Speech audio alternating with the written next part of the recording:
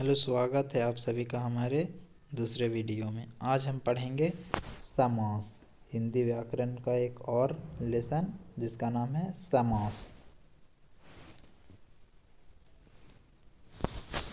दो या दो से अधिक शब्द या पदों के संयोग हो तब हम उसको समास कहते हैं।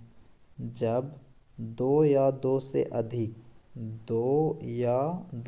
अधिक शब्द या पदों के संयोग हो, संयोग मतलब मिलना जुड़ना, तब हम उसे समास कहते हैं। जैसे सेना, सेनापति, राष्ट्रपिता, लोकप्रिय। जैसे लोक में प्रिय, ये दोनों मिलकर के लोकप्रिय हो गए।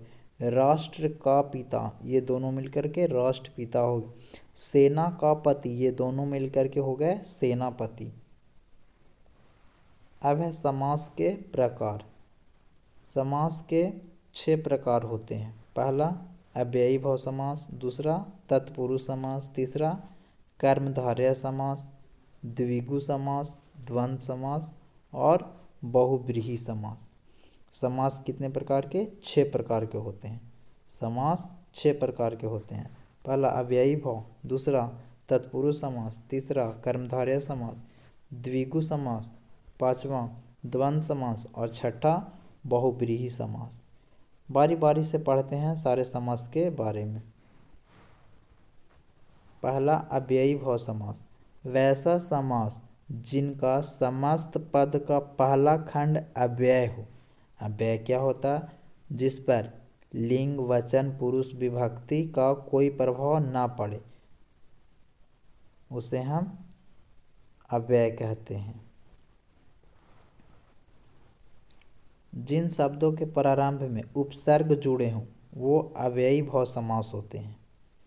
पहचान, अव्ययी भाव समास का पहचान का नियम है कि जिन शब्दों के प्रारंभ शुरू में उपसर्ग जुड़े होते हैं, जैसे यथा हो, प्र हो, बे हो, प्रति हो, नीर हो, आ हो, अन हो, भर हो इत्यादि लगा रहे, तब वो सारे अव्ययी भाव समास होते हैं।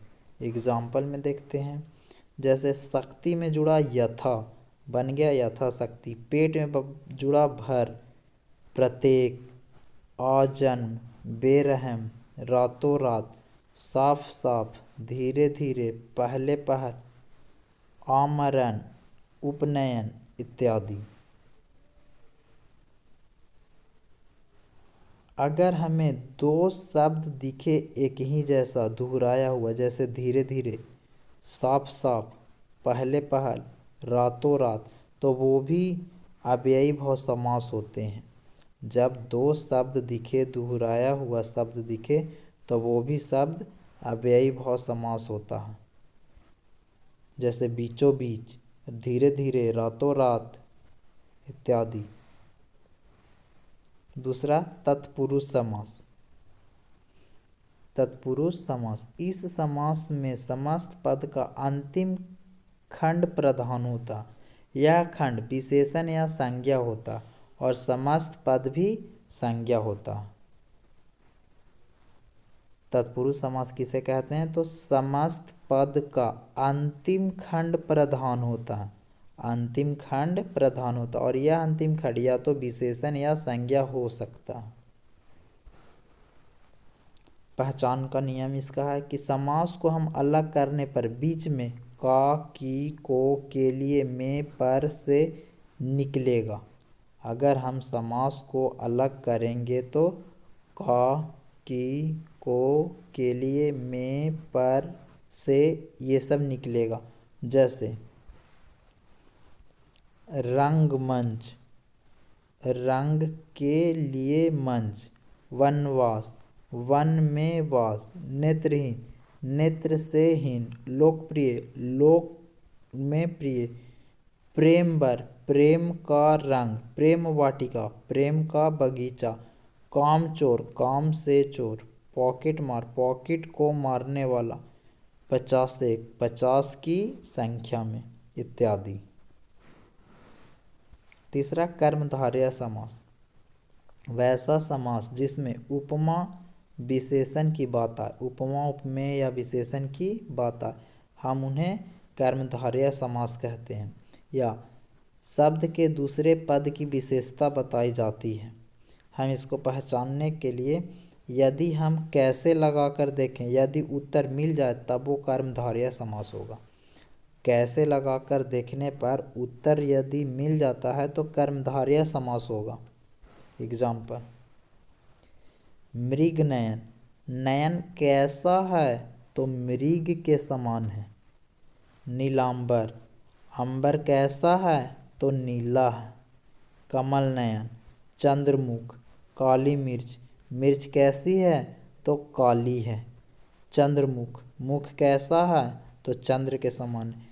नयन कैसा है, कमल के समान है, इत्यादि। चौथा है द्विगुण समास। जिस समास का पहला पद संख्यावाची हो उसे द्विगु समास कहते हैं। जिस समास का पहला पद संख्यावाची हो उसे द्विगु समास कहते हैं। उसे द्विगु समास कहते हैं। जैसे चौराहा, दोपहर, त्रैमासिक, पंचवटी, त्रिभुवन, सप्तर्षि, नवोनिधि। नवो मतलब 9, सप्त मतलब 7, त्रि मतलब 3, चौ मतलब 4, दो मतलब 2, त्रय मतलब 3, पंच मतलब 5। ये सारे पहला जो पद है वे हैं संख्यावाची, इसलिए ये द्विगु समास है। पांचवा है द्वंद्व समास। द्वंद्व समास के दोनों पद प्रधान होते हैं और अथवा, तथा या आदि के द्वारा अलग होते हैं, विभक्त होते हैं। द्वंद्व समास के दोनों पद प्रधान होते हैं और अथवा, तथा या आदि के द्वारा ये विभक्त होते हैं। जब हम इसे अलग करते हैं तो इसमें या, और, तथा ये सब मिलेगा। या इसमें योजक चिन्ह भी लगे होते हैं। योजक मतलब ये वाला योजक चिन्ह भी लगे होते हैं। जैसे लेन देन, दाल रोटी, थोड़ा बहुत, घर द्वार, माली मालिन, आजकल, इत्यादि। छठा बहुव्रीहि समास। इस समास के दोनों पदों में कोई प्रधान नहीं होता बल्कि एक अन्य पद जो उस विशेषता से युक्त होता वह प्रधान होता। बहुव्रीहि समास में दोनों पदों में से कोई भी प्रधान नहीं होता बल्कि एक अन्य पद जो उस विशेषता से युक्त होता वह प्रधान होता। हम उसे बहुव्रीहि समास कहते हैं। एग्जाम्पल, चंद्रशेखर, चंद्र है शिखर पर जिसके, जैसे शिव। पीताम्बर, पीला है अंबर जिसका, कौन, विष्णु। लंबोदर, लंबा है उदर जिसका, कौन, गणेश जी। दशानन, 10 हैं आनंद जिसके, कौन, रावण। त्रिनेत्र, प्रधानमंत्री, इत्यादि। ये सारे बहुव्रीहि समास हैं।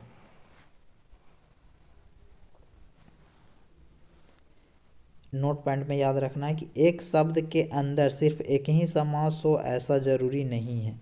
जैसे दशानन बहुव्रीहि भी है, द्विगु भी है, तत्पुरुष भी है।